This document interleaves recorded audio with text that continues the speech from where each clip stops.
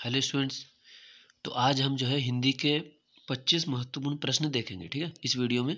तो पहला देखो, विश्व में सबसे बड़ा भाषा परिवार कौन सा है? यह है भारोपीय, जिसमें हमारी हिंदी भाषा भी शामिल है, ठीक है। लगभग 73% जो लोग हैं भारत के, वो भारोपीय परिवार की भाषाओं का प्रयोग करते हैं। जो दक्षिण की हमारी भाषाएं हैं उन्हें बोलते हैं हम द्रविड़ परिवार की भाषाएं। तो इसमें जो द्रविड़ परिवार में शामिल हैं वो कौन सी हैं? तमिल, तमिलनाडु की, तेलुगु, आंध्रा और तेलंगाना में तेलुगु है, फिर कर्नाटक में है कन्नड़, और केरल में है मलयालम। तो ये द्रविड़ परिवार की हैं, ठीक है।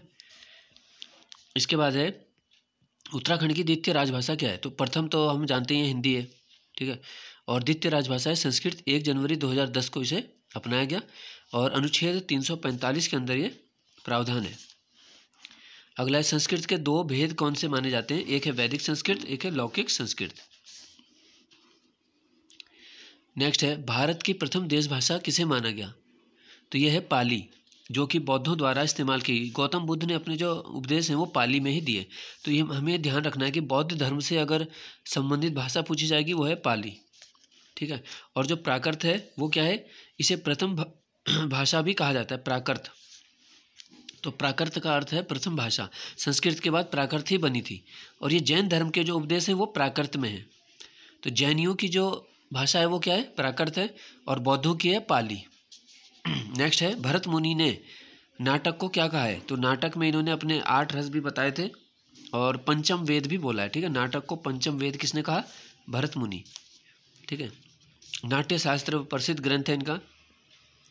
फिर हिंदी को संस्कृत की उत्तराधिकारिणी भी कहा जाता है। अगर पूछेंगे संस्कृत की उत्तराधिकारिणी कौन है, यानी उत्तराधिकारी जैसे बनते हैं एक राजा के बाद दूसरा, तो ऐसी संस्कृत के बाद जो महत्वपूर्ण उत्तराधिकार मिला है वो हिंदी को मिला। हिंदी का आरंभ कब से माना जाता है? लगभग 1000 ईस्वी से, 1000 AD, ठीक है। फिर है हिंदी को आम बोलचाल की महाभाषा किसने कहा? ग्रेट लैंग्वा फ्रैंका, ये कहा था जॉर्ज अब्राहम ग्रियर्सन ने।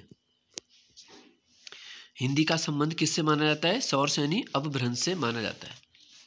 फिर है बैसबाड़ी किस बोली का दूसरा नाम है? बैसबाड़ी अवधी का है, ठीक है।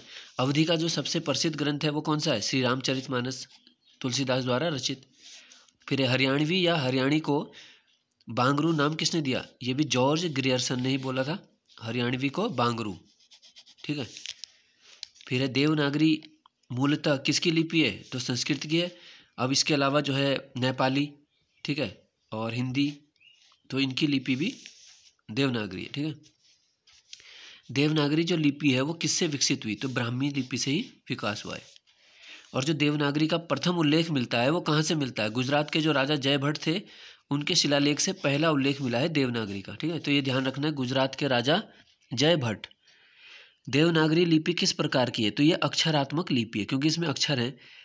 जैसे सिंधु सभ्यता या हड़प्पा की लिपि है तो वो पूछा जाएगा तो वो क्या है? भाव चित्रात्मक है, उसमें चित्र ज़्यादा है, इसमें अक्षर हैं, ठीक है। सिंधी जो लैंग्वेज है सिंधी, उसकी लिपि है फारसी, ये हमारे संविधान में भी शामिल है। फिर है पंजाबी की लिपि है गुरुमुखी। अशोक के समय क्या थी? मौर्य काल में पाली मुख्य थी। और मुगल काल में दरबारी भाषा या राजभाषा क्या थी? फारसी, जिसको टोडरमल ने घोषित किया था। जो टोडरमल क्या थे? राजस्व के प्रमुख भी थे और अकबर के नवरत्नों में से एक भी थे, ठीक है। नेक्स्ट है साहित्य अकादमी के पहले अध्यक्ष कौन थे? पंडित जवाहरलाल नेहरू, प्रथम प्रधानमंत्री, 17 साल ये प्राइम मिनिस्टर रहे, 1947 to 1964। और जो पहला साहित्य अकादमी है वो पुरस्कारों की स्थापना 1954 में भी, 55 में माखनलाल चतुर्वेदी जी को हिम तरंगिणी के लिए दिया गया, ठीक है। फिर राजभाषा आयोग के पहले अध्यक्ष बाल गंगाधर खरे, 1955 में बना था राजभाषा आयोग, बाल गंगाधर खरे, ठीक है। तो ये थे कुछ महत्वपूर्ण प्रश्न। धन्यवाद।